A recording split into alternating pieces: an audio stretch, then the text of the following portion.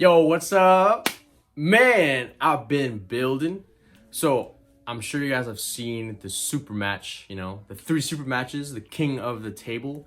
MMT versus No Limits, pancake syrup, white sugar spoon fed, large Devon sipping call, right? And so, these are my thoughts. First, we'll start with Coach Ray versus Saidu. Mazahir, he's from India, the UAE champion. Dude, this is why I learned how to hook I'm trying to, because Saidu did the same thing. I'm sure the first 3 rounds, it felt great to just top roll and just go over the top because that's what he's good at, that's what he's comfortable with, and it feels good.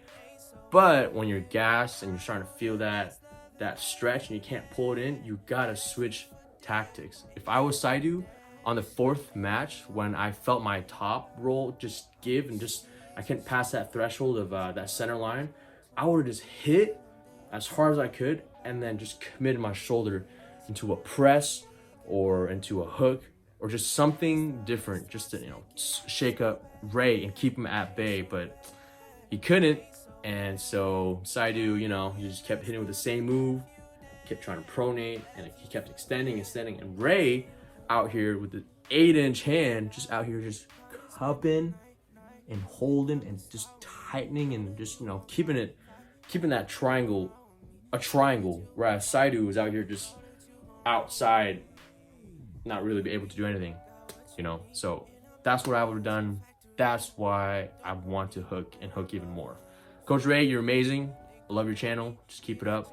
I felt that confidence drain. You went from I got a big ass following. I got 40,000 subs. I got a whole bunch of people to prove that I am a legitimate coach. And the second it turned around, you did your best. And that's all we like to see. It was a war, though. That was good.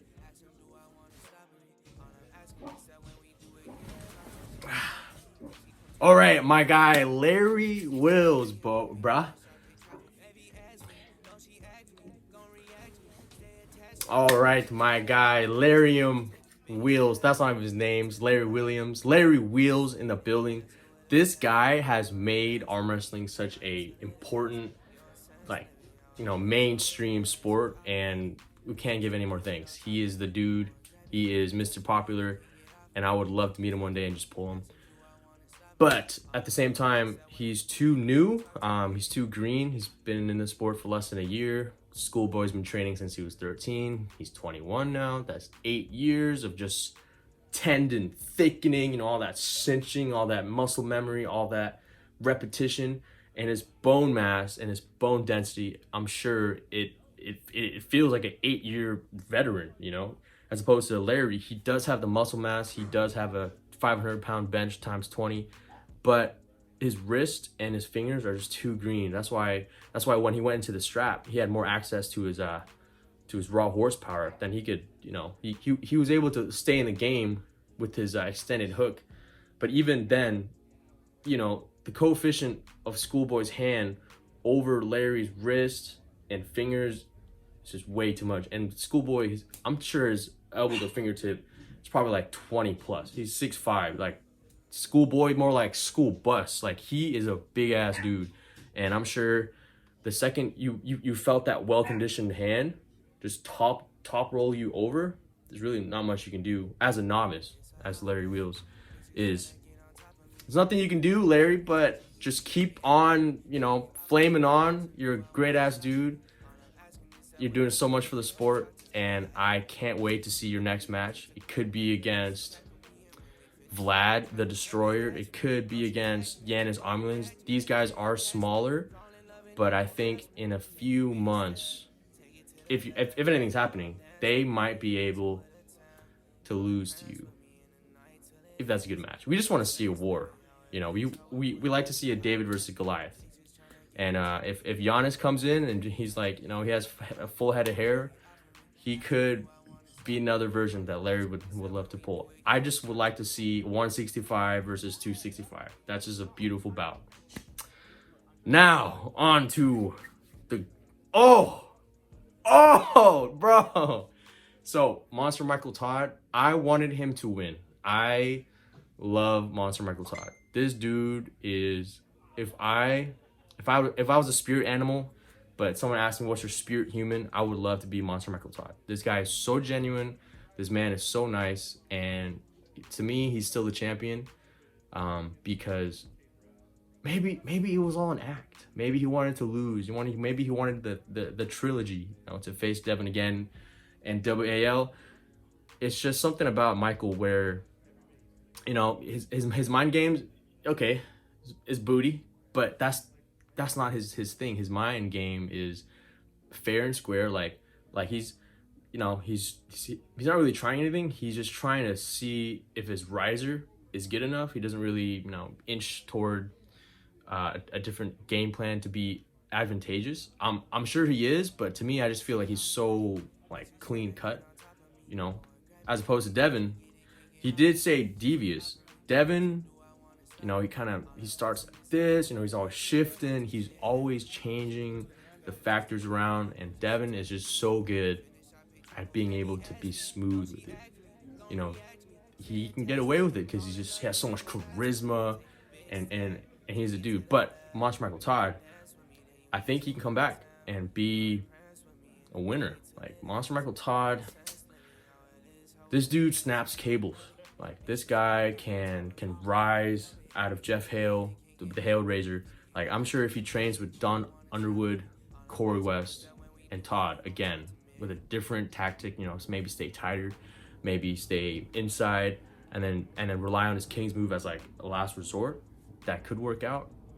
Todd has an amazing hook, and no, he has an amazing press. I didn't get to see it until it was like the very end, but maybe on a different day when Michael Todd's coming in at like 285 and Devon's still like 292, I still think MMT could still win. That's just my opinion. I went from a guy who was like, who is this under the table Michael Todd type of guy? And I didn't like him until I started watching his videos, Monster, Mr. Monster, Mr. Todd. Like, I butchered that hell bad. But Rebecca and Michael, I really like you guys, and I would love to see, and I would like to see the tour, go on. It's just something I would like to see. That's an interesting concept. World champion arm wrestler in an RV, going across the states, meeting some hidden gems, some strong, corn-fed fellas, or me with some motivation. It would be kind of cool. Now Devon, bro, you already know what Devon is all about. Devon is trying to attain that legendary status. I think he's already done it. I think he's an old ass dude in the sport. He is Devon Larratt. Like, of course he's gonna, when he wins, it doesn't seem like a surprise because he's just another level of mentality. Like, he was inflicting bloodshed with his verbal assaults. Like, he's just like, you're so weak. This guy's so weak. Like, who does that? That guy's amazing. I was a fangirl for Devon first, and then I shifted to MMT because he's just a genuine ass dude. But Devon has a great spot in my heart. For the match, he didn't lose center the whole time. His triangle was uptight. He had a high hook. He was shifting his legs. He was making sure he was in the right super position the whole time to get that right hand in position. And he looked pretty lean for a 293. And that's tough. That's tough. I mean, you're 6'5". Sure, the frame, it would distribute the weight, but you're 293. That's a big ass. That's a lot of weight to carry. Now, I think if Devon can keep this up, he'll probably still lose to Levon. But the thing is, I don't think he's gonna keep 293 for a while. I think he's gonna go back down to like 265, and then if something happens, then sure, he'll go up to that big fluffy 300. But that's only if there's enough money and motivation. I don't think he's gonna stay 293.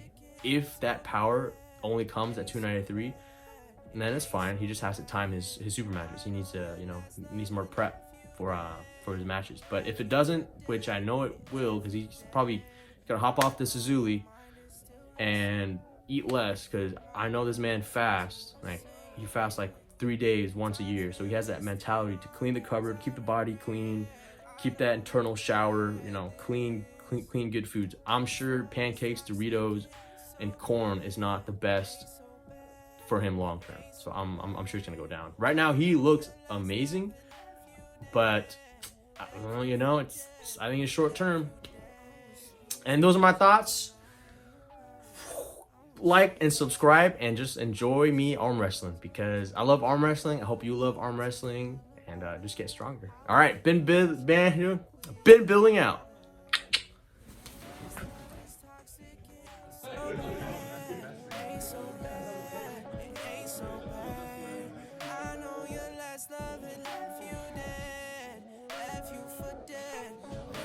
Yeah, I'm trying not to pin you. No, break.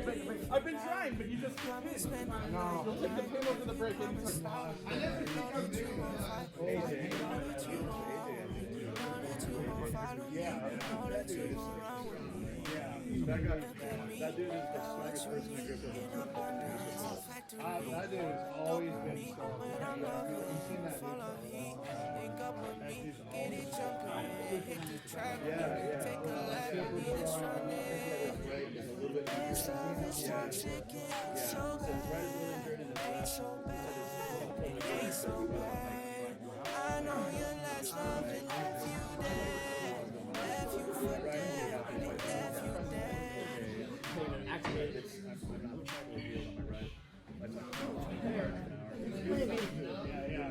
Yeah, he invited me to.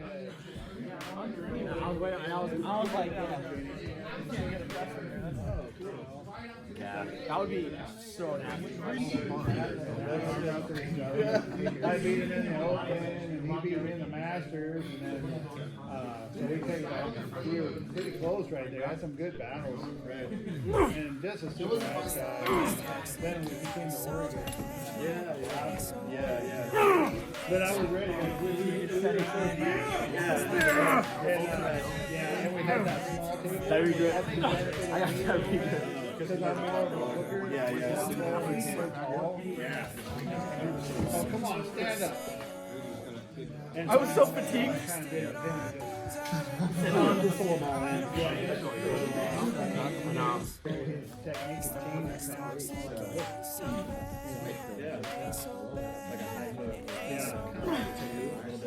Yeah.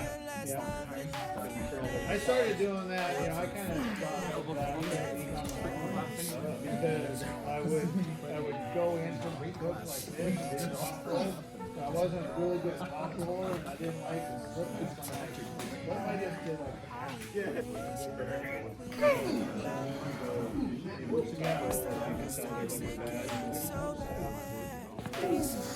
and a lot of times if I do like a good somewhere, I try to They used to have a Craig used to train with Robert Reddy, and he was like, he hasn't been around. But we used to go. In those positions, I'm like, And I was talking to that Shields that came here to practice.